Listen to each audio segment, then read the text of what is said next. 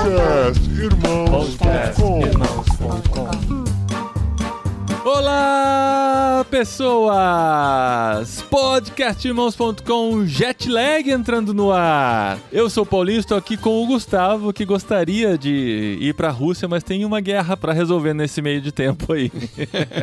Pois é, e essa guerra me assustou tanto que eu esperei a Brenda fugir dos mísseis, bombas e drones e voltar aqui pro Brasil pra gente gravar com ela. Brenda, seja bem-vinda! Obrigada. Oi, gente, eu sou a Brenda, eu tô aqui com o Paulinho, que só conhece a Rússia do War. É isso mesmo. É Omsk e Vladivostok, né? É o que importa na Rússia, aí. pelo jeito. E Moscou, onde você pode ter mais de 10 territórios lá. Então, tá bem bélico esse começo de episódio, né, gente? Tiro pra todo lado. Isso é a Rússia, meu povo. Isso é a Rússia. Pois é. E nós estamos aqui para mais um Jetlag, para mais uma conversa com pessoas que já viajaram para outro país, viveram ou vivem em outros países por suas profissões. No caso de hoje, por seus estudos, que também se encaixa aqui na nossa proposta de Jetlag. E hoje a gente tem a Brenda que vai contar a sua história aqui para nós. E a gente vai conhecer um pouquinho da sua jornada de viver alguns anos na Rússia e vai contar pra gente aqui no episódio de hoje.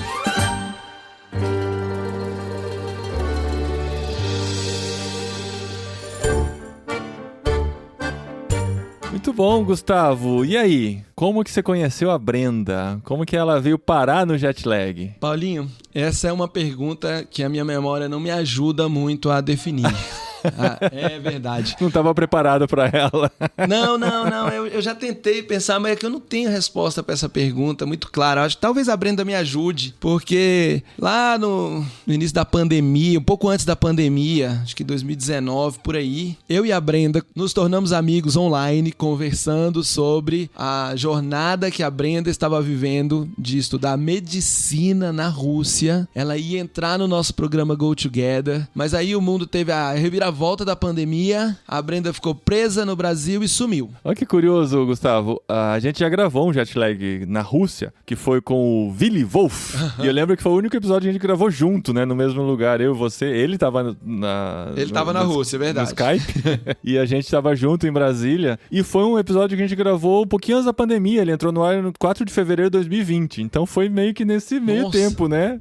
Pois é. Cara, já tem 5 anos 2020, Gustavo. Não é? E o turning point de todo mundo, pandemia, tá aí, pra aparecer em todo Jetlag, né? E foi mais ou menos nessa época que você conheceu a Brenda. Foi por aí.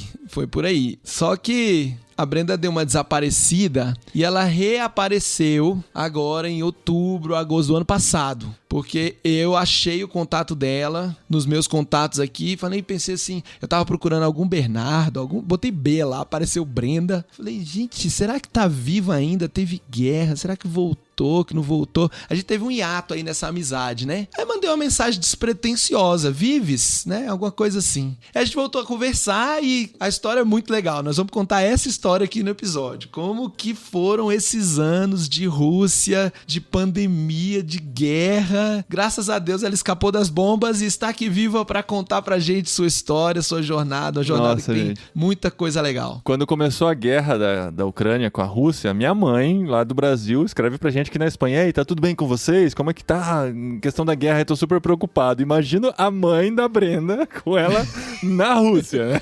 Na Rússia. E pertinho da Ucrânia, gente. Nós vamos chegar lá, vamos chegar lá na beiradinha da guerra. Mas assim, só pra todo mundo ficar com a mesma sensação que eu tive quando eu fiz uma reunião online, né? Tipo Zoom Meeting com a Brenda, depois que a gente voltou a ser amigo, enquanto a gente conversava, tocava sirene de bomba. Olha e ela só. na maior tranquilidade, sorrindo e falando. Tá tudo bem. Falando comigo e tal, mas a gente vai chegar lá. Vamos começar um pouquinho antes, Paulinho. Vamos começar da onde foi essa ideia aí de Rússia, de medicina. Brenda, você de BH, nasceu, cresceu, sempre Belo Horizonte, foi parar lá no interior da Rússia. Então, até uns 14 anos de idade, eu não queria ser médica. Eu falava que eu não ia fazer medicina de jeito nenhum, que era a última coisa que eu ia fazer na minha vida, assim, que eu não queria mesmo. Mas você tem médico na família, alguma coisa assim, que te levava pra esse lado, ou era só, descartava já de cara? Não, eu descartava mesmo, assim, de cara. Porque muita gente chegava, por exemplo, assim, por que você não faz medicina? Porque medicina é aquele status no Brasil, né? E aí as pessoas, por que você não faz medicina? Por que você não faz medicina? E tem aquele estigma de aluno... Imagine você era uma boa aluna, aluno muito inteligente, com boas notas e tal. Você tem nota pra fazer medicina, né? Era mais ou menos por aí.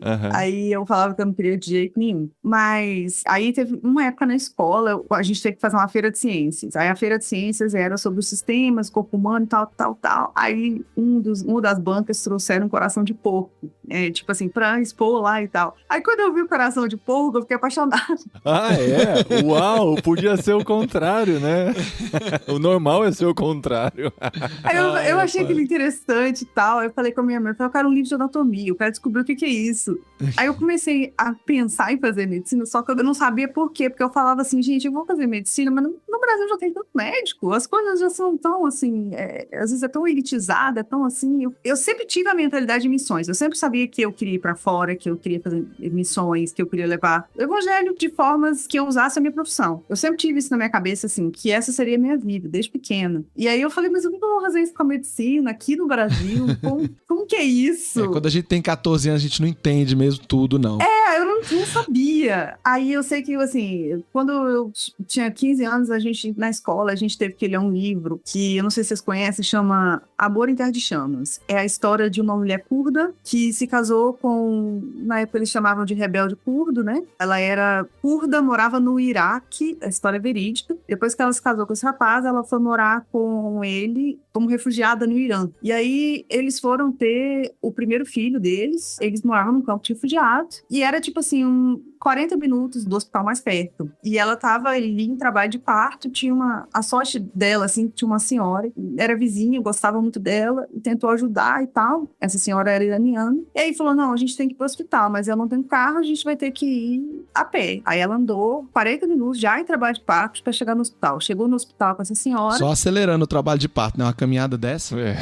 Chega prontinha. Aí ela chegou no hospital, os médicos e os enfermeiros não queriam atender ela porque ela era refugiada. Imagina, a pessoa tá lá com dor, tem um trabalho de parto, o momento que era pra ser o momento mais feliz daquela pessoa, né, ali, pra ter os filhos e tal. E aí ela chega nesse momento e ela fala, não, a gente não vai te atender, você não é iraniana e tal e tal. E aí essa senhora intervém, que ela era iraniana, aí pede e tal, aí ela falou, tudo bem, mas você não tem direito a nenhum remédio contra a dor, seu marido não pode entrar e tal, e foi aquela confusão, e ela relata que foi a experiência mais traumática da vida dela. Desculpa, qual que é o nome do livro? Eu não sei se eu entendi. Amor em Terra de Chamas. Amor em Terra de Chamas. Jean Sasson.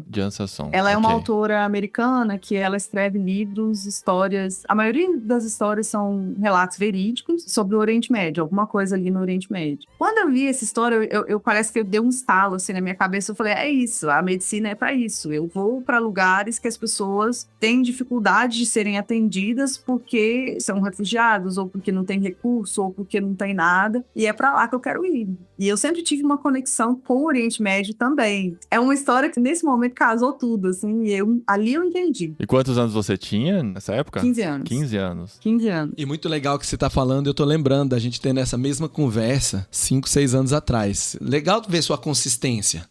Não mudou o passado, não mudou né? a história. Eu tô aqui lembrando, falei, eu já ouvi essa história e mesmo ela me contou. Verdade. Bom, mas aí 15 anos, quero ser médica, amo o Oriente Médio. Começa a estudar pra ser médico. Começa a estudar, vestibular, o FMG, como é que foi, né? Nessa altura do campeonato, você já conhecia Jesus, família cristã, essas coisas? Já. Desde pequeno, assim, eu já cresci com essa coisa de nações e missões, e eu era apaixonada desde pequeno, assim. A minha mãe também sempre foi cristã, a minha avó, por parte de pai, também levava os meninos tudo pra igreja, mesmo os irmãos do meu pai não era cristão, aí quando ficava lá no domingo pra ver a avó, ela corria, levava todo mundo pra igreja. E aí, o ensino médio rolando, como é que tava a cabeça, a hora de tomar as decisões, como que foi esse processinho aí? Então, eu sempre quis ir pra fora do Brasil, porque assim, eu entendi que missões já era aquela coisa assim, eu preciso ir pra fora. Eu entendo hoje que, claro, que você consegue fazer missões dentro desenvolvimento do próprio Brasil. Existem muitos campos aqui que precisam que a gente tem trabalho para se fazer. Mas na época que eu entendia, não sei se é porque isso estava muito dentro de mim, assim, que eu queria ir para fora. Aí eu comecei a ver, tipo assim, opções, medicina fora, mas assim, se você vai olhar a Europa, é muito caro. Você vai olhar os Estados Unidos, é impossível. É muito caro ao cubo, né? Comparado com a Europa e Estados Unidos, é muito caro ao cubo. Argentina, não considerou? A Argentina é perto demais, né?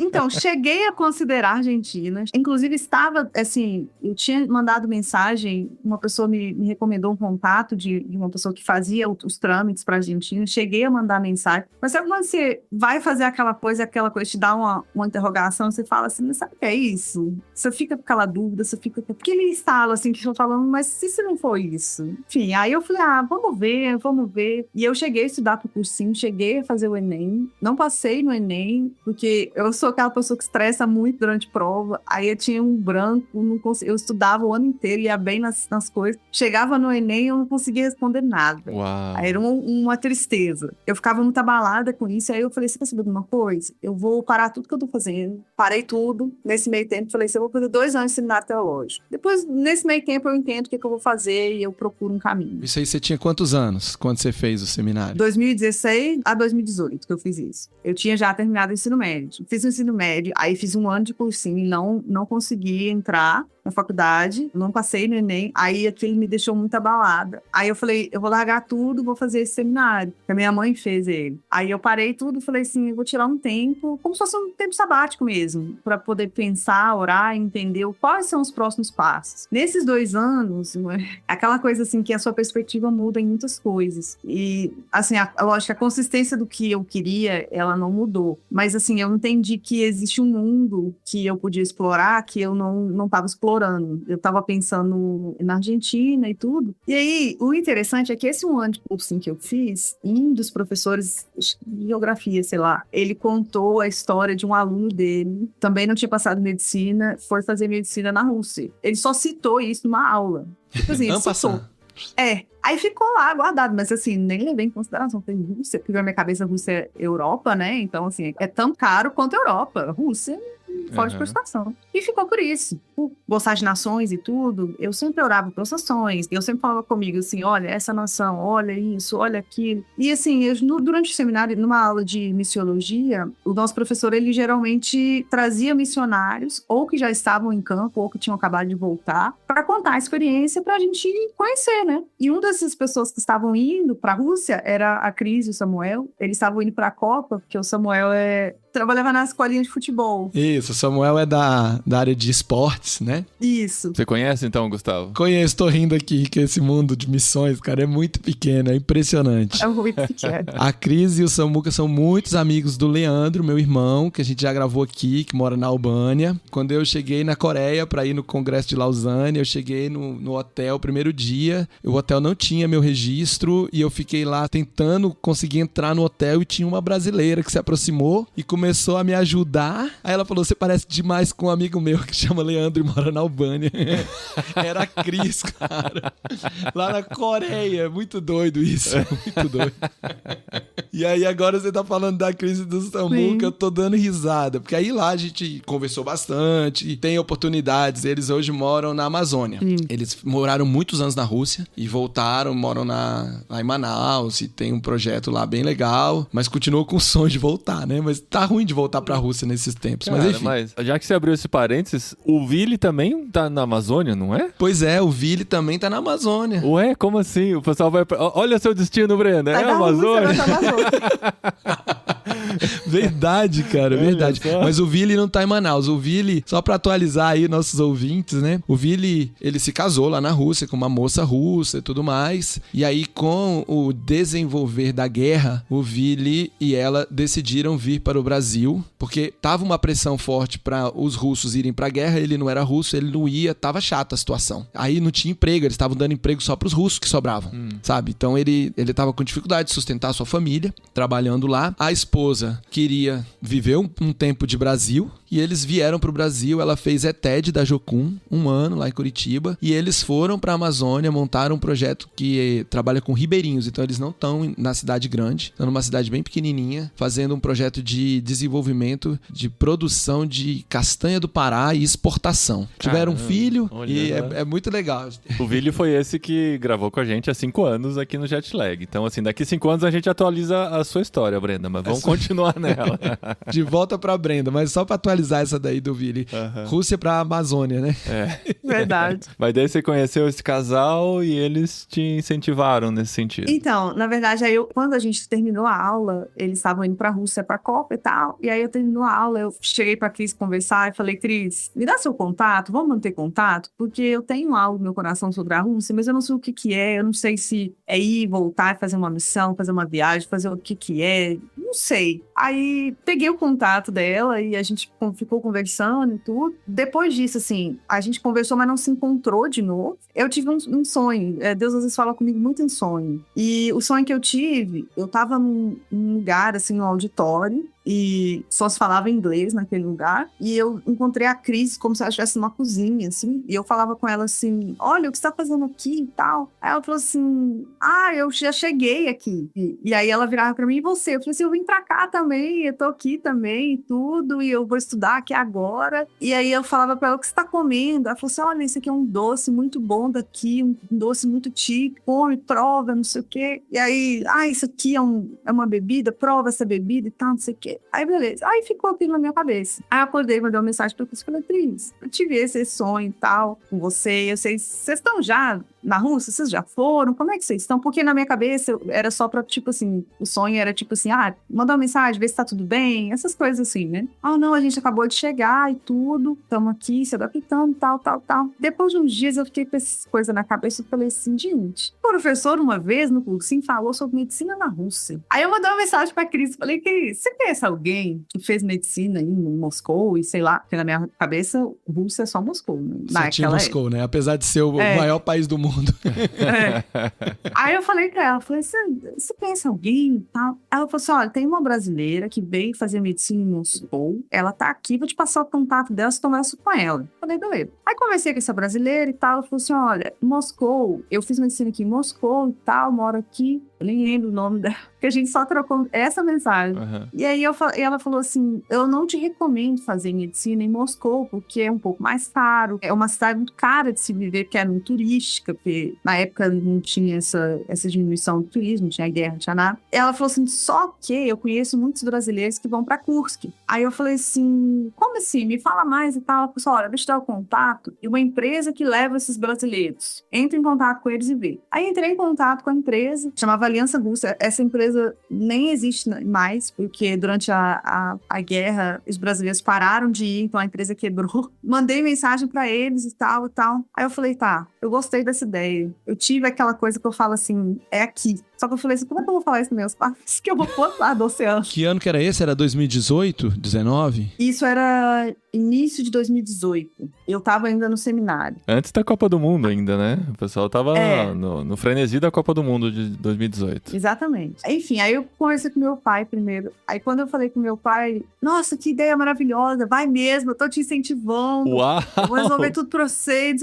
A última coisa que eu achei que eu ia escutar na minha vida. Porque meu pai, assim, ele incentiva, mas às vezes ele fala, você tem certeza? Você não quer pensar melhor? Sabe? Essas coisas assim. E ele foi a primeira coisa que ele fez, foi assim, não, vai mesmo, é uma ideia ótima, pode ir. E, nossa, que sensacional. Aí eu vou pra lá. Pais que estão ouvindo, respirem fundo e se inspirem. Se inspirem. Mas aí, eu como pai, eu vou pensar nos custos, né? Sim. Por que era mais fácil, financeiramente falando? Era mais barato? Era muito mais barato. Por exemplo, o que se paga em um mês da faculdade aqui no Brasil, você paga em um semestre da faculdade lá. Aliás, é menos. O semestre é menos do que se paga em um mês da faculdade aqui no Brasil. Tipo assim, se uma faculdade custa, sei lá, 15 mil, a gente paga, por exemplo, 10 mil semestre. Mais ou menos por aí. Então, assim, e o custo de vida no interior da Rússia era muito tranquilo. O rublo valia 18. R$1 eu comprava 18 rublos. E o preço das coisas eram o poder de compra, né? E tudo, economicamente falando, não era absurdo. Quando ainda tinha McDonald's lá, quanto era um lanche do McDonald's?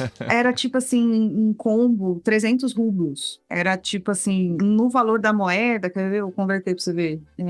Era tipo R$16 num combo enorme, assim, daquele sanduíche maior. Tá. O índice McDonald's ajuda a gente a ter uma noção, né? De Um custo. combo bom aqui hoje em dia, acho que é uns R$45, Paulinha, aqui no Pois Brasil. é. Uau. Então, assim, era um custo muito mais baixo e tudo. E meu pai super apoiou. Então, pode ir e tal. E aí eu falei pra minha mãe, ela também apoiou. A minha mãe não entende muito o lado das missões também. Eu cresci cristão por causa dela. Você levou pra esse lado também, né? Do seu chamado, tal, como isso se encaixava, né? Não era só uma Exatamente. visão capitalista da coisa, né? Vou estudar pra ganhar muito dinheiro. Exatamente. Eu falei com ela e tudo, e ela também super apoiou e falou que entende que realmente isso estava dentro de mim, que era meu chamado de ir pra fora, de usar da minha profissão, pra fazer missões usando da minha profissão. E aí tudo se alinhou, e aí eu esperei terminar o ano do seminário e pra ir em 2019. Mas já começou o processo em 2018 Já, trabalhando já. nisso, porque você precisa ser aceito pela universidade, Isso. tem todo um processo Isso. complicadinho aí, né? Tem prova? Não, era entrevista. Entrevista, igual na Era França. entrevista. Em inglês. Inglês. A faculdade é uma faculdade russa, mas ela tem alunos russos, mas ela existe um departamento que ele é 100% internacional. Então, ele recebe pessoas mais ali brasileiros, indianos, malasianos, nigerianos, sul-africanos. Tem muita gente, assim, do mundo todo. E o mais curso todo em interessante- inglês. Você não precisou todo em aprender inglês. russo pra fazer nada lá dentro. Precisei. Precisou, tá. Beleza. Mas conta o que é mais interessante que eu te interrompi aí, você me conta do idioma. Eu queria dizer que o mais interessante dessa história toda é que quando eu cheguei na faculdade, eu entrei na faculdade a primeira vez, o auditório que eu vi na faculdade era exatamente o auditório que eu tinha sonhado aquela vez. Olha Eu nunca só. tinha visto aquele auditório. Caramba. E quando eu cheguei, eu falei com a Cris, eu falei, olha, eu tô indo e tal, tal, tal. E a gente foi em grupo, porque eram os brasileiros que estavam indo, a gente foi em grupo com um representante da empresa, levou a gente. Porque assim, em Moscou, se você não fala russo, é muito difícil sair do aeroporto. Na Copa, porque aquela zona, o pessoal tava, né, todo mundo vai, e eles estavam esperando o turista e tudo. Mas assim, aí eles foram pra gente. Aí a Cris falou, não, quando você chegar, me fala o aeroporto, você vai chegar, eu vou lá, vou te dar um abraço e tal. Aí a Cris chegou. Eu tinha contado mais ou menos o sonho pra Cris, mas eu não contei detalhe nenhum, em que eu achava que não tinha nada a ver com isso. Eu só falei que eu sonhei com ela, que a gente estava no mesmo lugar, queria saber se ela já estava na Rússia e tal, tal. E aí, quando eu cheguei em Moscou, que a Cris e o Samuca estavam me esperando no aeroporto, ela me deu uma sacolinha de presente. O que ela me deu de presente foi um chocolate e um chá. Que no sonho que eu contei, era exatamente o que ela me oferecia, sabe? Olha só. Então, assim, que aí são Legal. coisas assim que a gente vê. Deus vai confirmando, né? O cuidado de Deus, exatamente. Você vê o cuidado de Deus em confirmar, em te mostrar que ela tá vendo. Porque às vezes eu sou uma pessoa que eu era muito ansiosa. Então, assim, mesmo já estando indo, eu falo, gente, será que eu tô fazendo a coisa certa? Será que é isso? Será que eu entendi certo? Será que não sei o quê? E aí, tipo assim, quando você desce no aeroporto, você vê a pessoa te entregando exatamente aquilo que você viu antes. Você chega na faculdade, você vê exatamente o que você tinha visto num sonho uma vez e nem tinha ligado os fatos. Então, assim... É aqui mesmo que eu tinha que vir, né? Essa sensação. E essa empresa te ajudava nesses detalhes, assim, de encontrar moradia, relação com a universidade, esse primeiro contato com o país, tudo, né? Você tinha essa assessoria dessa empresa, né? Foi só inicialmente mesmo, porque eu cheguei para morar no alojamento da faculdade. Aí eu fiquei no alojamento da faculdade os primeiros quase 6 meses, mas assim, eu não consegui permanecer porque era muito misturado, muitas coisas, e as próprias... A gente tinha as mamas russas, que eles chamam, que era tipo a governanta do lugar, sabe? Era assim, você chegava no seu quarto, aí de repente não tinha mais travesseiro, coberto, não tinha nada. E a mama só falava russo, a gente, na primeira vez que chegou, a gente não falava nada. Uhum. E aí a gente tentava resolver, o que tá acontecendo? Ah, é porque gritava lá com você não entendia nada. nada, e aí você ficava sem Naquela de que se a pessoa não entende o idioma, vamos falar mais alto pra ver se ela entende. Aí era uma coisa assim, tipo assim, eles fechavam a cozinha depois de 11, meia-noite, você não podia entrar na cozinha, desligava a água do chuveiro, só ligava às 7 horas da manhã no dia seguinte, não tem jeito. Eu falei, gente, eu preciso mudar o comportamento e tem que mudar. Era tudo o que a gente imagina da Rússia, né? Exatamente, eu falo que todos os estereótipos, eles são reais.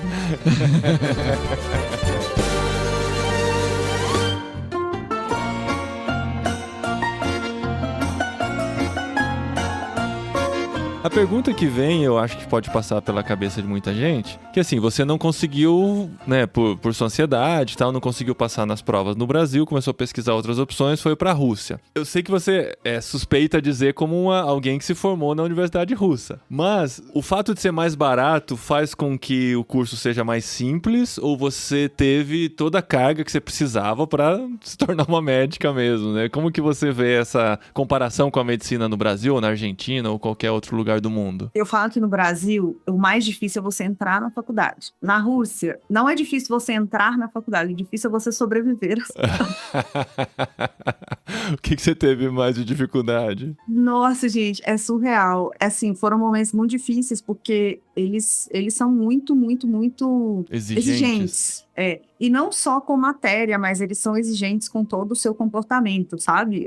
Se você chega atrasado 2 minutos, você vai embora. Se o seu jaleco tá amarrotado, você vai embora e vai trocar. E se eu quiser, talvez, se você voltar aqui, pode ser que eu deixe entrar. Caramba. Pode ser que você perca a viagem também. Entendeu? Assim, são coisas que eu falo que o crescimento e o amadurecimento não foi só em relação, por exemplo, à faculdade. Claro, as matérias, você tem toda a carga horária, você tem tudo direitinho. Só que eu acho que vai para além, porque você aprende a como se portar, você aprende... Não que a gente não sabe, mas assim, às vezes a gente tenta lidar de uma forma mais informal e tudo, e lá era muito, muito assim, você tinha que levantar, porque a pessoa chegou na sala, todo mundo levanta. É muito diferente a relação aluno-professor do que do Brasil. É uma outra cultura. É totalmente diferente. E tem que mudar a cabeça, né? A gente recebe brasileiros que estão vindo para estudar aqui na nossa cidade. A universidade oferece bolsa. E eles chegam com a cabeça de brasileiro. E assim, não é tão diferente do Brasil para a Espanha. Vão ter muitas similaridades, mas mesmo assim, o esquema das aulas, os estudos, a carga horária, a cobrança é diferente do que eles estão acostumados a vida toda, ainda mais vindo do ensino médio do Brasil para estudar aqui. Imagino para a Rússia, gente.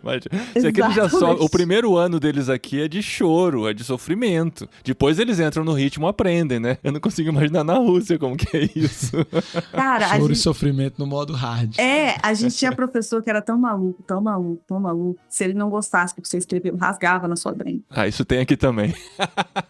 É assim, a gente ficava assim, mas o que é isso? E tudo em inglês. Tudo em inglês. Pra que você precisou do russo? Além de viver na cidade, né, obviamente, mas na universidade. Ninguém fala inglês fora da faculdade. E os professores que falam inglês na faculdade, ainda assim, muitos deles é aquele inglês muito puxado, muito com aquele sotaque. E eles, no meio da aula, às vezes eles cansam e eles começavam a falar as coisas em russo. E você que lute pra entender. Aí você ia conversar com o paciente, óbvio que não falava inglês, óbvio que o professor não ia ter a boa vontade de traduzir e você tinha que se virar. Ah, claro, né? Medicina é relação com pessoas, né, gente? Como é que vai? Só vem paciente que saiba falar inglês, né? No hospital universitário só aceita estrangeiro. Não vai existir isso. Não vai existir. Só que, assim, existem outros países, né? Por exemplo, eu sei que nos Emirados Árabes tem muitos attendings, né? Médicos seniors, que eles não são de lá, eles são de outros lugares e ali eles conversam muito em inglês, mas tem pacientes que não falam inglês, só falam árabe, mas os próprios estudantes, os próprios outros médicos que são de lá, eles traduzem, eles conversam, eles têm esse jeito, sabe? Pra gente, assim, era se vira. E aí o paciente ficava nervoso, porque os cursos, eles geralmente, principalmente quando era paciente mais velho, a pessoa já tá ali, tá doente, tá no hospital, ela não é obrigada, ela tá na casa dela, entre aspas, assim, na cultura deles, no país deles. Eu ainda sou obrigada a ficar esperando um aluno, né? Assim, ainda tem aluno vindo aqui falar comigo, ele nem sabe o meu idioma. Aí eles brigavam, xingavam, o paciente xingava, o paciente não queria ver a gente. E a gente era um caos. Aí eu falei assim, não, eu preciso aprender russo, porque eu não aceito isso, eu preciso aprender, eu preciso conversar com as pessoas, normal. E aí eu fui atrás, assim, a gente tem na faculdade, os 3 primeiros anos, tem uma aulinha de russo e tudo, mas não é suficiente, eu não achei que foi suficiente, assim. eu tive que pegar mais, assim, né? Fui fora e fui aprendendo. No final, você dava conta de atender em russo. É. Olha só, que legal. E na cidade, assim, pra se virar? Aí, você falou, fora da universidade não tinha como, né? Aí era aprender aquela coisa de comprar... Sempre tem essa história, né? De comprar sabão pra máquina de lavar louça quando queria comprar pra máquina de lavar roupa, né? Porque não sabe o que tá escrito, nem nada. Assim, antes de ir pra Rússia, eu falei assim, eu vou aprender pelo menos o alfabeto deles, porque pelo menos ler eu preciso saber, porque se eu chegar num lugar, às vezes tem uma palavra parecida, ou uma coisa assim que eu possa tentar entender. Eu aprendi o alfabeto, aprendi palavra básica, né? Por favor, obrigado, bom dia, boa tarde, boa noite. E aí, então assim, eu já tinha chegado aprendendo, eu já sabia o alfabeto, eu já sabia ler, mas às vezes não sabia o que significava a palavra. Só que facilitou um pouco, porque muitas coisas às vezes eram parecidas mesmo, e aí você conseguia chegar assim, entendendo. Usando o inglês, usando o português, você misturava ali, sabendo o som. Aí você vai se ajustando. E aí, assim, graças a Deus, eu cheguei numa época que o Google Tradutor tava bombando, você tirava a foto, ele traduzia a imagem. Eu acho que era, tipo, até recente, eu não sei quando o Google lançou isso, mas eu só conheci mais ou menos na época que eu tava indo. Isso ajudou muito, porque a gente ia no mercado, eu tirava a foto, assim, das coisas, ia traduzir, tentando achar. E no mercado, eu só passava as compras, assim, e olhava pra moça e fazia assim. Só sorria. Mostrava o cartão de crédito no máximo, né? Exatamente. Mas dá, né, gente? Foi. Com um pouquinho de coragem e ousadia, se vira, Cara, né? Pode passar uma vergonha ou outra, mas a partir do momento que você assume que ou eu faço isso ou eu não sobrevivo, você faz, né? Exatamente. Pela sobrevivência. Exatamente. Eu na Finlândia, pra comprar água, foi assim. Chegava no caixa, a moça do caixa falava inglês. Ela falava, você quer só água, não é? Eu falava, é. Ela, isso aqui não, isso aqui é um refrigerante. Eu voltava com outra, até que na terceira vez ela pediu pra alguém ir lá me ajudar. Conseguia comprar água. A Finlândia tem umas coisas muito diferentes mesmo. Eu cheguei aí na Finlândia quando eu ainda estava na Rússia e, assim, foi meio complexo. É difícil lá, as palavras não fazem sentido, não tem conexão com nada. Tem relação, né? Nada, cara, é um idioma muito doido. Apesar de usar o nosso alfabeto na Finlândia, o que facilitava. Sim. Bom, e você então tá lá estudando, tá vivendo sua vida russa. Tá vivendo o sonho russo. O sonho russo. Se é que ele existe. O que chamou muita atenção, assim, de questões culturais muito diferentes, que você levou um tempinho? O choque foi forte, né? Choque imagino, cultural, né? foi forte. Eu nunca esqueço, acho que a primeira impressão que eu tive da Rússia foi, assim, terrível, quando eu cheguei. Porque a gente vinha de ônibus de Moscou até Kursk, mais ou menos umas 6 horas de ônibus. Só que aconteceu, eu cheguei em fevereiro, né, eu tava com neve. Aí teve um acidente na estrada, a gente ficou parado, tipo assim, umas 4 horas, 5 horas paradas assim, na estrada. Então a gente chegou muito tempo depois, a gente já tava de madrugada. E a maioria dos estudantes chegam mesmo e vão direto pro hostel da faculdade, o alojamento da faculdade. E ali eles distribuem os quartos e tal. E aí eu lembro que a gente chegou, eu tava morta, descansada, porque era uma viagem muito longa. Era aquela coisa assim, muito... Tava vindo do muito Brasil. caótico.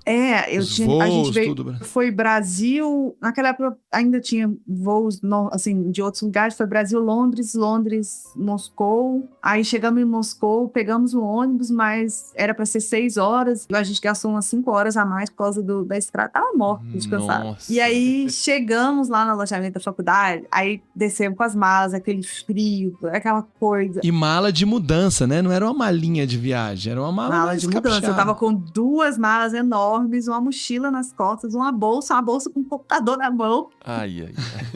E aí, chegando lá, assim, eles empilharam as malas todas, assim. Aí começou aquele tanto de gente, aglomerou. Aí desceu uma velhinha com cabelo, aquelas bem russas, Deus, com cabelinho loiro, chanelzinho curtinho aqui, com aquela cara, assim, de tipo brava. assim, eu vou matar alguém.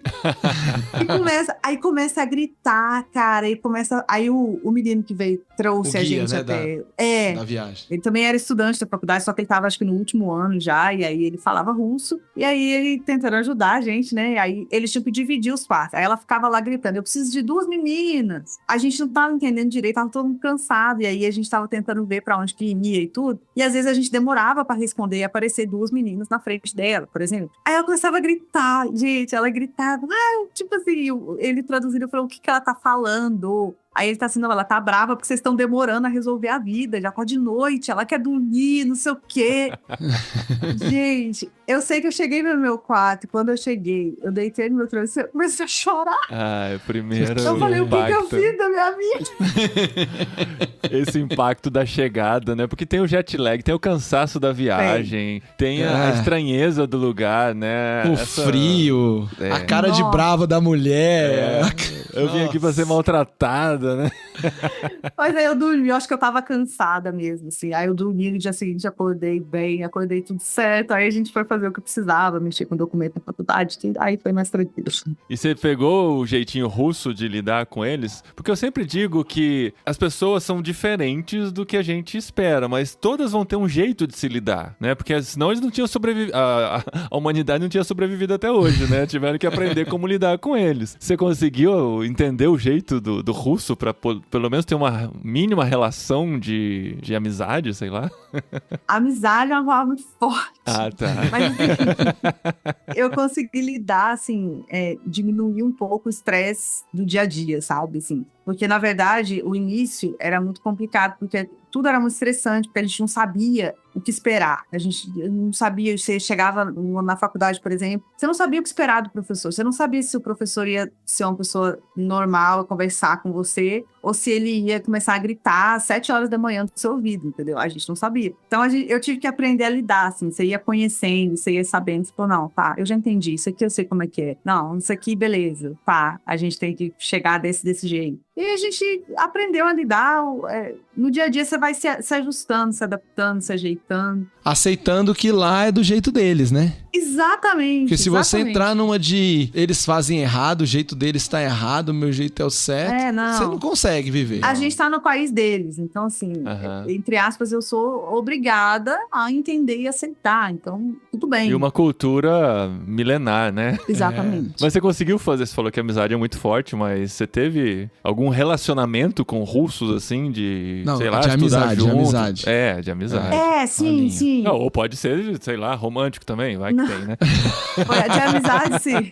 De amizade, sim. Eu tinha uma dificuldade de conviver com os russos, porque a faculdade russa, ela era totalmente separada da faculdade estrangeira, porque os russos não falam inglês também, então eles não tinham como ter as aulas juntos. A gente não falava russo, principalmente inicialmente. Eles não falavam inglês, então a gente não se misturava, vamos assim dizer. Então isso criou uma barreira. Mas ao longo do tempo, por exemplo, tiveram algumas oportunidades dentro da faculdade, alguns projetos extracurriculares que eram só com russos, em russos, alguns professores que eram mais tranquilos e tudo. Aí eu comecei a conviver mais com os russos, trocava contato, trocava rede social, conversava, mas nada assim demais. Mas agora pro final, eu conheci uma menina russa que, na verdade, eu conheci ela através de uma outra amiga minha, brasileira, porque essa menina russa, ela é cirurgiã em Moscou, e essa amiga minha conheceu ela pelo Instagram, por um negócio em comum delas lá. Ela fala inglês, essa menina. E aí a gente se conheceu, assim, ela é uma pessoa mais aberta também, ela tem uma mentalidade um pouco mais aberta. Aí a gente foi pra casa dos pais dela, que é aquela casa típica russa, aquele pai típico russo, aquela mãe típica russa, foi muito legal, assim, a experiência. Descreve o que é um pai típico russo.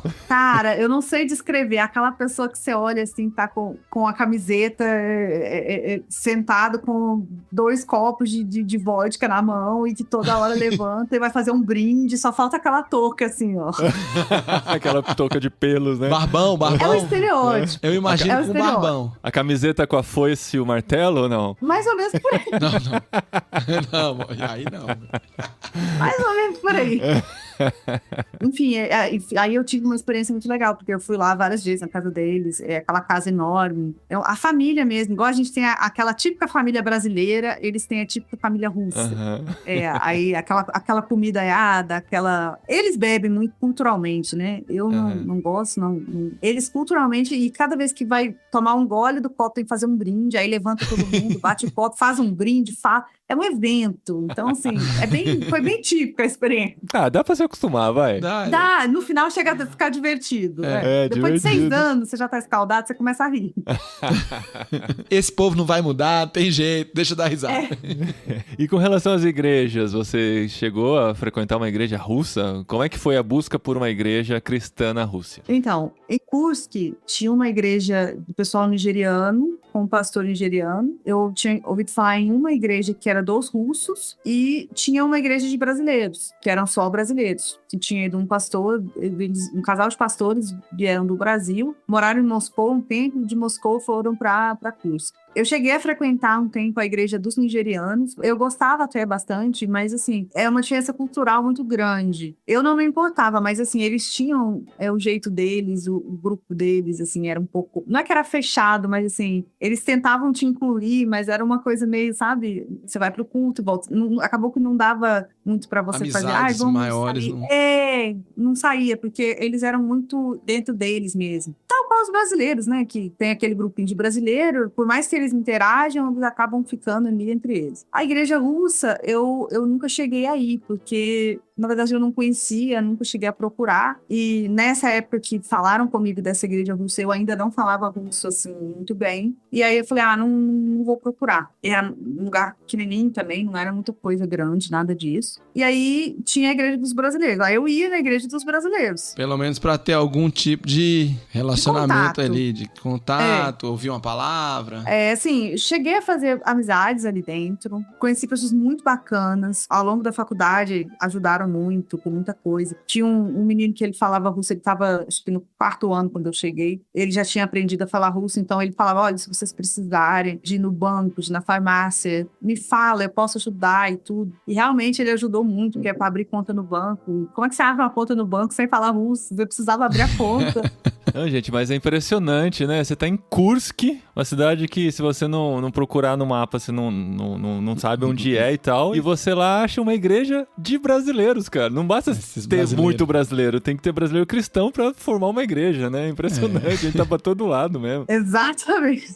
Que coisa. E aí, assim, ficou por um tempo, só que durante a pandemia acabou que a igreja era só de estudante praticamente, porque não tinha brasileiro nenhum fazendo outra coisa em Kursk, a não ser esse casal de pastores, assim. E aí o pessoal ia e vinha, então chegava, ficava ali na igreja e ia embora pro Brasil, ninguém tinha notícia mais. E era um ciclo, porque é o que acontecia, você forma, você vai embora, você acaba perdendo contato. E aí foi diminuindo muito, porque ia chegando brasileiro, mas aí não eram brasileiros cristãos, e aí acabou que os brasileiros cristãos que estavam na igreja de lá muitos anos atrás acabaram criando uma má fama da igreja, porque falavam mal de muita coisa, e aí era aquela coisa bem legalista, e aí as outras pessoas de fora tinham preconceito em ir na igreja, e aí criou aquela situação toda, que eu comecei a ficar muito desconfortável, porque eu falei, gente, não tá certo isso, uma igreja não é pra você criar escândalo, é o contrário, você tem que juntar todo mundo, não é pra separar, né? E aí acabou que eu fui deixando de ir, eu ia uma vez ou outra, e aí acabou que coincidiu que na pandemia eu vim pro Brasil, aí o pessoal todo foi pro Brasil, porque ficamos presos no Brasil. Mas por quê? Você voltou pro Brasil por causa da pandemia,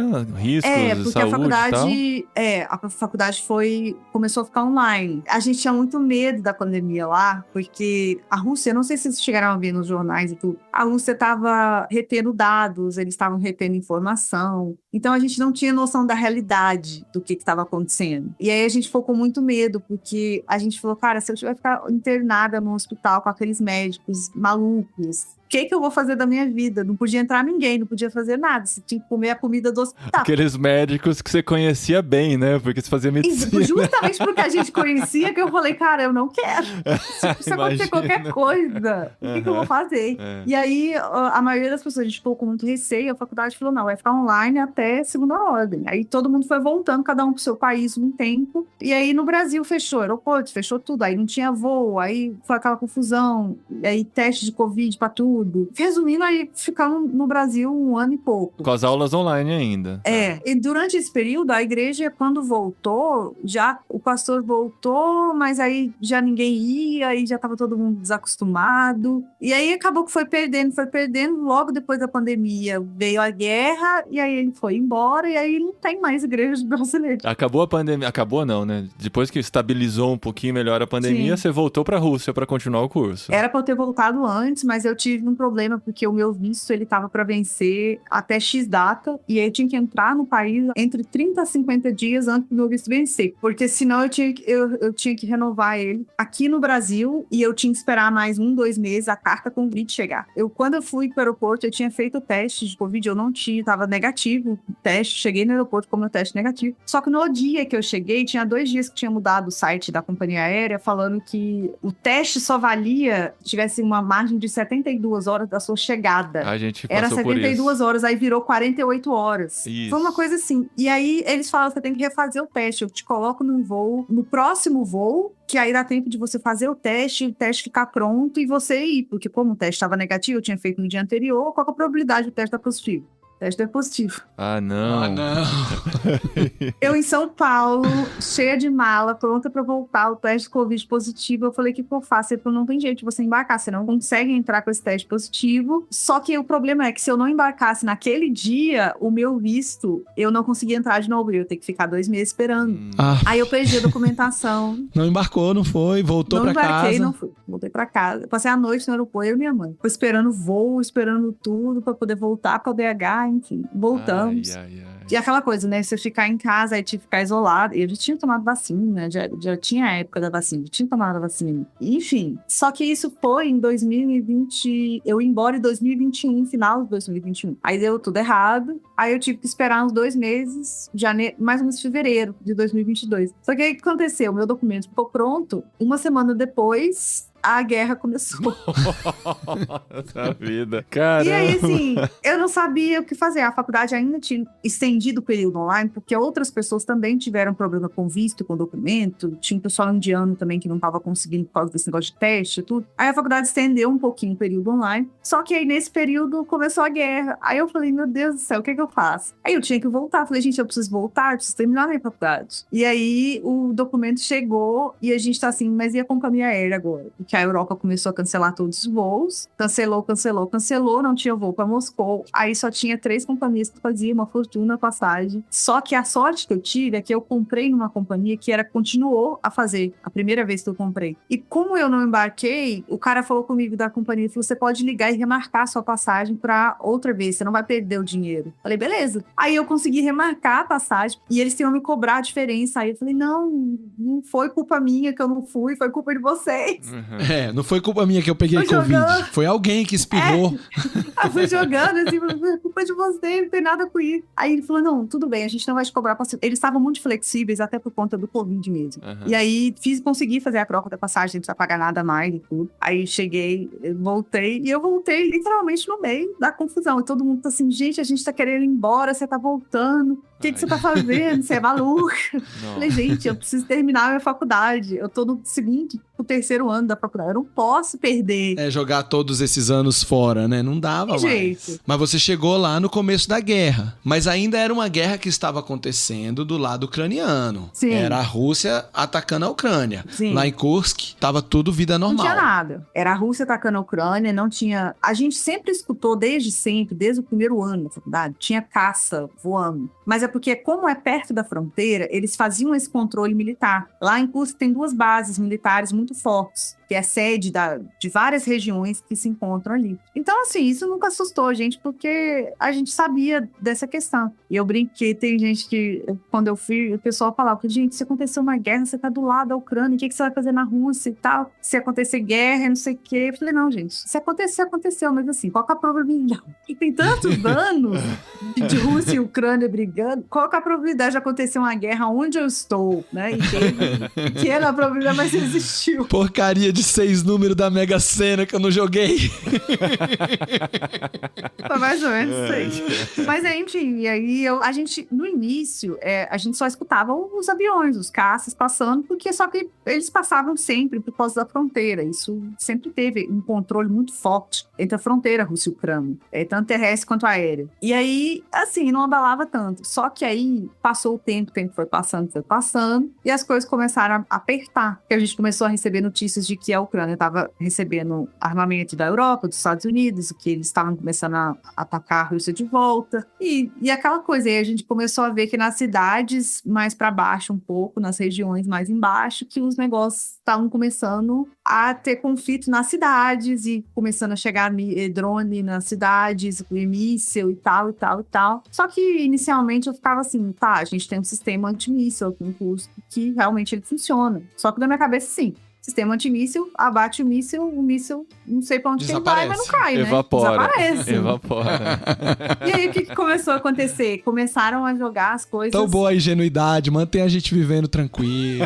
Eu falei, sistema antimíssil vai bater. Não deixa realmente, o míssil, eles abateram passar. Todos. Até hoje, nunca teve nenhum que caiu como míssil. Mas os destroços sempre caem. E os destroços têm risco de explosão, tem risco... Enfim, um negócio enorme, né? Começaram a atacar Kursk, que a gente começou a escutar os barulhos, a gente começou a escutar tudo. E tinha lugar pra vocês irem? Tinha um protocolo? A cidade ensinou vocês a lidar com a guerra? Inicialmente, não. Torcer pra não cair na cabeça. Exatamente. Inicialmente era assim, a cidade, eles não falavam nada, tá tudo sob controle. Do mesmo jeito que eles retinham informação na pandemia, eles começaram a reter informação da guerra. Porque pra Rússia não era legal as pessoas de fora saberem que ela estava sendo atacada. Entendeu? Então eles retiveram quanto eles puderam. Só que vocês viam os mísseis passando, né? A gente via.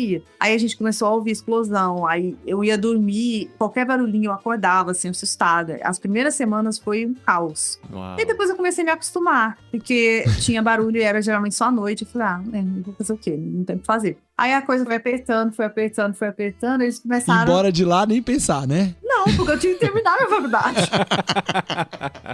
E seus pais no Brasil, como que estavam com isso? Eles ficaram preocupados. A minha mãe falou comigo assim, manda uma mensagem pra mim pelo menos umas 3 vezes por dia pra você falar que você tá vivo. E eu comecei a ficar muito preocupada, assim, começou a guerra, a internet começou a ficar instável, porque muita coisa começou a ficar bloqueada. Aí a gente teve que usar VPN pra tudo, pra um cartão de banco do Brasil, ou pra um Instagram, ou muitas coisas começaram a ficar instáveis. E era nosso meio de comunicação com as pessoas de fora, né? Aí a gente começou a usar VPN, só que os VPN espalhavam, eles eram muito ruins no início. E aí foi essa coisa, e eu às vezes caía a internet, e eu não por nada a ver com a guerra, às vezes porque a internet caiu mesmo, igual acontece no Brasil, e aquilo começava a me dar uma ansiedade, um desespero, que eu falei, putz, caiu a internet, acabou a comunicação, e agora?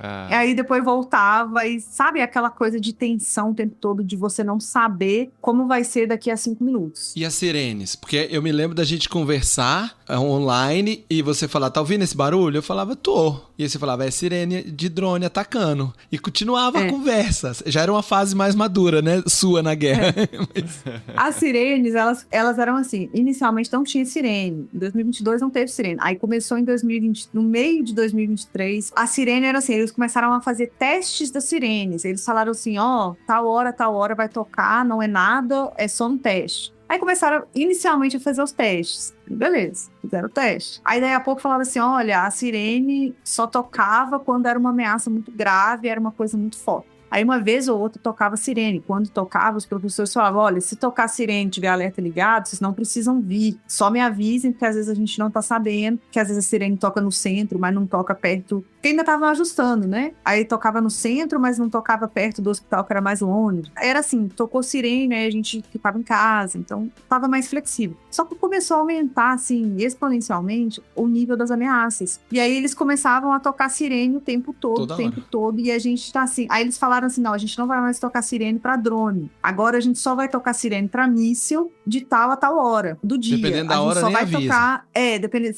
Quando é à noite, eles não queriam avisar porque eles tinham medo de assustar muitas pessoas, quando era pra tudo. Aí vai tocar só de tal a tal hora. Aí depois eles falaram assim, agora a sirene só vai tocar quando for míssil. E aí vai tocar a qualquer hora. Só que aí começou a tocar o tempo todo, em vários lugares, em vários momentos. E aí a gente tá assim, mas gente, isso é teste ou isso é míssil? Isso é drone ou isso é míssil? Aí a gente começou a ler, aí não, era só míssil, era só míssil, era só... Só que todos eram abatidos. E todos eram abatidos. Era muita coisa. E aí, só que todos estavam sendo abatidos, só que aí começou, como o volume era muito alto, nessas coisas de abater, geralmente caíam nas áreas rurais, né? Ali em volta e tal, porque eles não deixavam adentrar muito a cidade. Na área urbana, claro.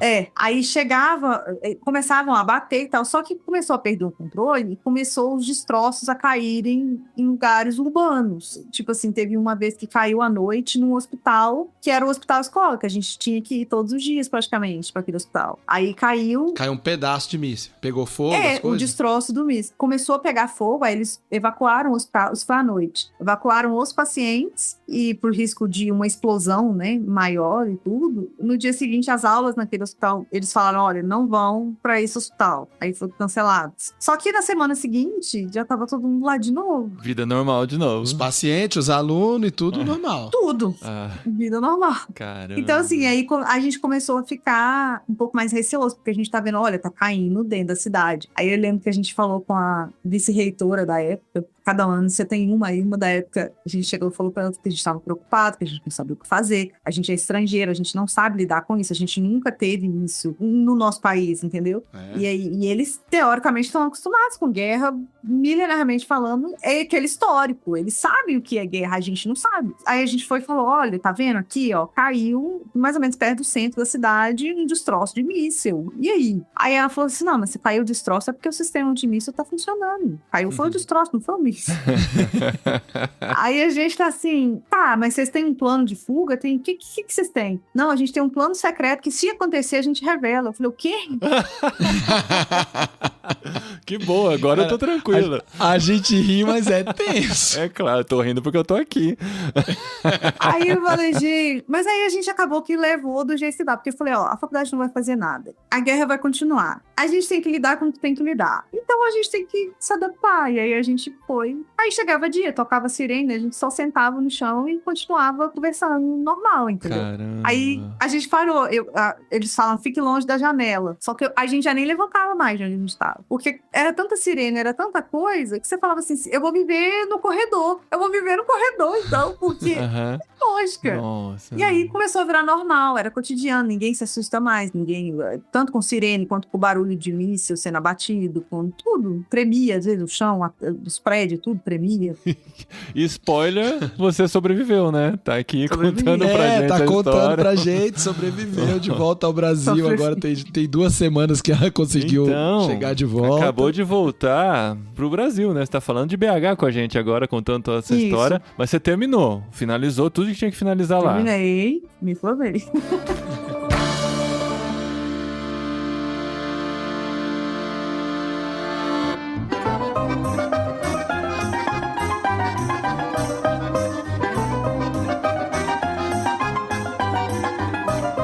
Ó, vamos lá, recapitulação. Cristã, missionária, quero fazer medicina para ajudar os povos lá que não têm acesso a boa medicina, inspirado pela história da iraquiana no Irã, o curdo, não sei o quê. Vou pra Rússia, enfrento Covid, guerra, voltei e agora? Como que, assim, nessa reta final na Rússia, como que você trabalhou isso, assim? Fico por aqui, busco outro lugar, volto pro Brasil? Imagina que você viveu uma crisezinha aí nesse final.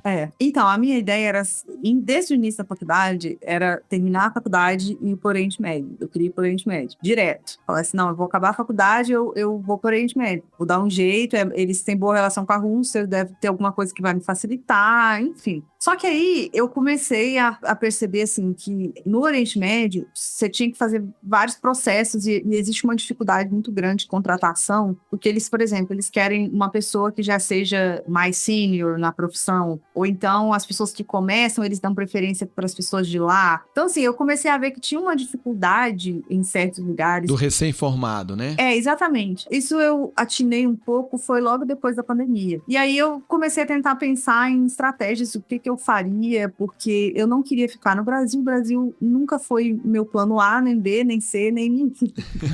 Porque eu saí do Brasil para fazer medicina na Rússia, para voltar pro Brasil, não faz sentido, na minha cabeça não fazia sentido. Eu tentei achar formas de que o destino final, ele nunca mudou, ele continua sendo o Oriente Médio, e é para lá que eu quero ir mesmo, para cumprir a missão que eu entendo, de levar Cristo através da minha profissão da medicina para lugares que às vezes têm dificuldade de receptividade, tanto do evangelho quanto da medicina, enfim. Que legal. Só que eu precisava de uma estratégia para fazer isso, porque se eu voltasse para o Brasil e revalidasse aqui, trabalhasse aqui, depois fosse para lá, eu não tinha essa mobilidade. Porque quando eu chegasse lá, eu teria que fazer prova de novo, eu teria que fazer um monte de coisa de novo. E ainda assim, eu teria que trabalhar por anos para poder conseguir chegar no nível que é o nível que eles contratam, assim, para falar, você já está contratada aqui, tudo. Então, assim, eu descobri a oportunidade de ir para os Estados Unidos e fazer uma residência médica nos Estados Unidos. Porque, assim, os Estados Unidos você revalida o seu diploma, mas você só pode trabalhar com residência médica. E eu descobri que, assim, uma licença médica americana, ela te dá uma mobilidade muito grande. Com uma licença americana, você pode ir para o Oriente Médio praticamente para qualquer país que você vai ser bem recebida, você vai ser contratada com mais facilidade. Para eles, a vantagem é maior, você não tem que fazer prova, você não tem que fazer nada. Eles reconhecem essa licença. E aí eu tô nesse caminho agora de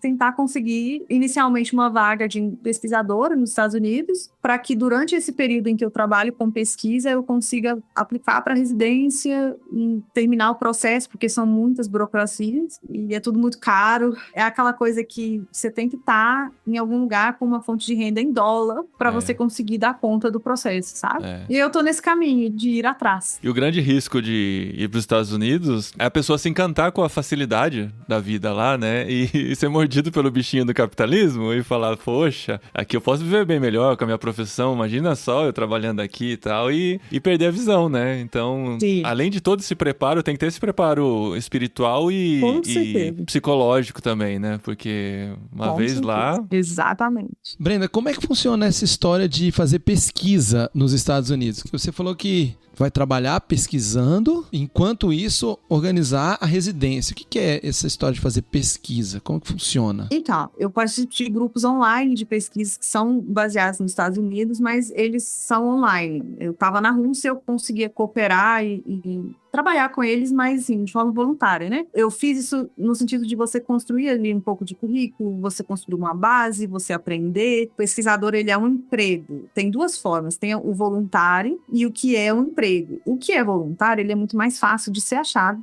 por motivos óbvios, né? Você tem um currículo, você manda o seu currículo para um pesquisador-chefe ou para a instituição, e aí você pergunta se tem vaga, se eles aceitam, geralmente é 1 ano, e aí fica aquela coisa. Só que são voluntários. Aí tem os outros que você consegue receber um valor que é, assim, é praticamente... Tipo uma bolsa de pesquisa. Isso, é praticamente um valor suficiente para você se manter e conseguir ir aplicando ali aos poucos do processo. Só que esses são muito mais difíceis de se achar. Então você tem que procurar pessoas estratégicas, mandar e-mails. Às vezes tem vagas que existem, mas que elas não estão abertas ao público. Então você tem que ficar mandando e-mail para o pesquisador-chefe para ver se existe uma vaga dessas ali naquele local. E aí você tem que ter uma base boa, um currículo bom. Aí alguns te chamam para entrevistas, muitos não te respondem. E aí é aquela coisa, você tem que procurar mesmo, quase que escavar a terra para achar algo que vão te pagar para fazer. Porque, assim, principalmente para a situação do dólar, você viver de forma voluntária, fazer um trabalho voluntário lá, é praticamente impossível nesse momento.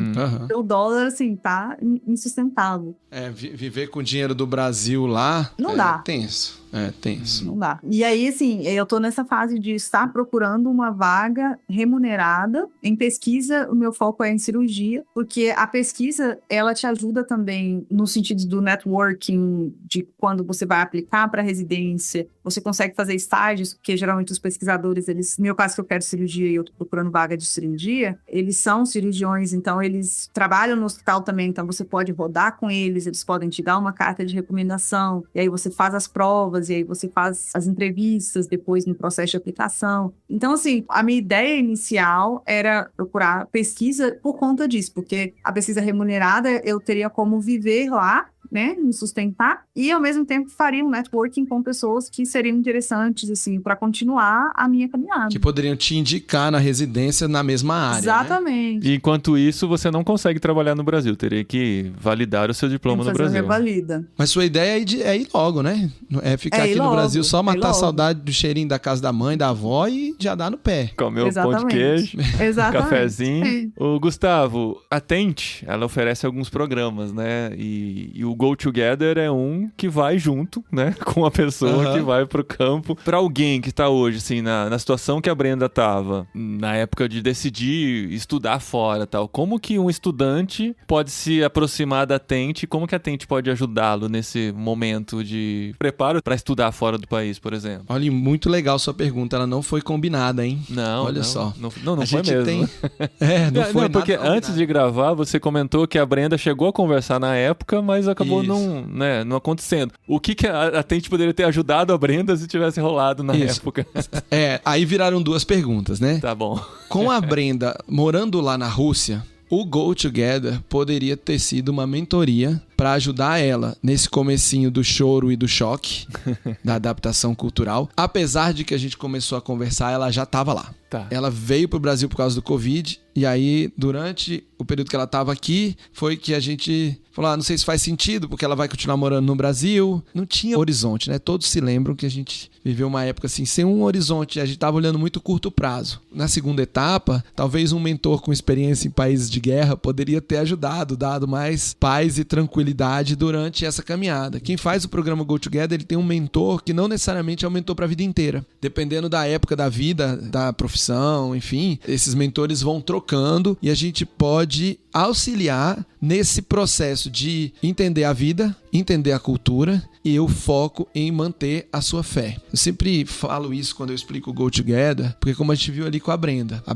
já era crente, a Brenda já tinha feito um seminário, a Brenda foi para a Rússia e a igreja que ela encontrou lá não era uma igreja muito saudável, que acabou acabando. A igreja dos nigerianos não era muito receptiva por conta da cultura, eles estavam fechados ali na cultura deles, e a igreja dos russos não funcionou no começo e depois não funcionou. E a quantidade de crentes era muito pouco. Como manter sua fé, sua vida devocional? Que dias difíceis com Jesus não poderiam ter sido acalmados com alguém para você entrar em contato e conversar? Esse é o Go Together. Mas a sua pergunta, que eu falei que foi muito boa, a segunda também foi boa, é a pergunta que é o programa Go Ahead. E coincidentemente, agora no mês de março, a gente está relançando o programa Go Ahead, que é um programa para quem está planejando ir. E olha que legal, ele é um programa que são 10 sessões, 10 reuniões individuais de mentoria, que a gente vai passar por todo o processo de se preparar para ir. Então, a gente vai começar tentando entender suas habilidades e suas vontades, o que Deus está falando no seu coração. Depois a gente vai passar por beleza, se você tem sonho e quer ir para a Rússia estudar medicina, vamos montar um roadmap, vamos montar um plano, como você chegar lá, a gente vai ajudar a montar esse plano. Quando montar esse plano, pode encontrar algumas deficiências nas suas habilidades. Por exemplo, não falo nada de inglês nem de russo, não vai rolar. Ele vai precisar falar um dos dois para conseguir estudar medicina na Rússia. Outros pontos a gente vai levantar e vai te ajudar a trabalhar esses pontos. E na caminhada, a gente vai te ajudar a preparar-se para ir. Você se lembra, Paulinho, quando você estava indo, de montar um grupo que ora por vocês, de ter um grupo que te acompanha, de conversar com a sua igreja, conversar com a sua família, para que seja todo um processo missionário que está acontecendo ao mesmo tempo com essa vontade de ir. E a gente termina essas 10 sessões com o plano montado e estruturado. Nesse plano, a gente pode ajudar com a nossa rede de relacionamentos para a pessoa conseguir uma entrevista, um emprego e tal. Eu já tenho feito uns contatos aí e quero ajudar a Brenda nessa fase 2 dela. Mas a ideia é que nesse programa Go Ahead você saia com um plano bem definido, bem estruturado. E aí começa a executar esse plano. Jesus abençoando, você vai. Você indo, a gente tem o mentor do Go Together. Então agora em março está começando um grupo. As mentorias são individuais, mas a gente está fazendo um pacote como um grupo, porque a gente vai aproveitar e vai ter algumas reuniões coletivas. Por exemplo, um workshop sobre como fazer o seu roadmap. Um encontro com os tent makers brasileiros. Então vai juntar os tent makers brasileiros que estão aí em mais de 10 países, os que puderem no dia e na hora, junto com os que estão sonhando para trocar experiências. Então a gente vai fazer em grupo por isso. Então se você está ouvindo esse episódio agora, no começo de março de 2025, entre em contato com a gente pelo Instagram da Tent e a gente te coloca nesse pacote. Brasil Tent no Instagram, Brasil com S, Tent, sem E no final, TNT. Isso. A gente vai fazer uma entrevista. Entra lá e conversa, a gente responde rápido lá. Lá não sou eu que responde, podem ficar tranquilos. E a gente vai fazer uma entrevista com você para entender o momento. Se fizer sentido, você já entra nessa turma agora. Se não, a gente vai ter outra rodada lá para agosto, setembro. E a ideia é essa. Tô com um sonho, Deus tá falando comigo. Vamos fazer esse sonho ser transformado num plano sóbrio, num plano executivo. A Brenda fez esses planos. Talvez tenha tido ajuda lá no seminário. Deus ajudou de outras maneiras. E ela fez o plano e executou. A gente tá aqui para ajudar. Muito bom, gente. Que legal conhecer a sua história, Brenda. Eu acho que tinha muito mais coisa para contar, né? Mas deu pra resumir bem. Acho que a gente conheceu um pouco da sua história, da sua aventura. É engraçado. A gente sempre fala isso aqui, mas é engraçado como cada história tem sua peculiaridade. A gente já passou de 60 conversas aqui do jet lag, mas cada história é especial, é diferente, nenhuma se repete. Pode ser o mesmo país, mas a história vai ser totalmente diferente. E ver essa sua jornada foi muito interessante, que você tá no meio dela ainda, né? Tem muita coisa pra acontecer e quem sabe daqui 5 anos, como a gente meio que prometeu, você volte aqui pra contar. E daí, aí a gente vai poder contar em que país do Oriente Médio você tá, tem que ter todo aquele cuidado e tal. Hoje deu pra falar tudo. Deu pra falar tudo liberado. Já acabou a fase russa e ainda não começou a próxima fase. Verdade. Mas vai ser muito legal continuar te acompanhando. Você tá no Instagram, Brenda? Você falou que você chegou a mencionar aí, dá para as pessoas te seguirem? Claro, é @Brenda Feres, F-E-R-E-S. Brenda Feres, legal. Se vocês esquecerem, o link está no post desse programa, para ir direto lá pro Instagram da Brenda. Quem sabe trocar umas experiências com ela lá também, acho que vai ser bem legal. Com certeza. É isso, Gustavo. Temos mais um episódio na Rússia? É isso aí, temos mais um episódio na Rússia. Para o próximo mês, viremos para a América Latina. Semana passada eu estava lá na Costa Rica numa conferência sobre Business as Mission. Tá tudo certo pra gente entrevistar uma brasileira lá na Costa Rica. Mas temos um antes, já tá agendada a gravação, não esquece. É mesmo? Pode ser qualquer um desses, né? Mas vai acontecer. É mesmo, já temos um antes e uma história bem legal, é verdade. Então. É mas verdade. Aí fica o suspense. Não vou dar spoiler. Isso, não vou dar spoiler. Não vamos prometer, né? Beleza, e obrigado, Brenda. Eu que agradeço pelo convite. Valeu mesmo, viu? Pelo carinho, pela sua simpatia mineira. Mas a simpatia mineira com a... Como que eu poderia definir a dureza Rússia. A dureza russa. Achou um meio termo aí, quem sabe, né? Isso. Muito bom, até mês que vem então, gente, com Jetlag, semana que vem com podcastirmãos.com.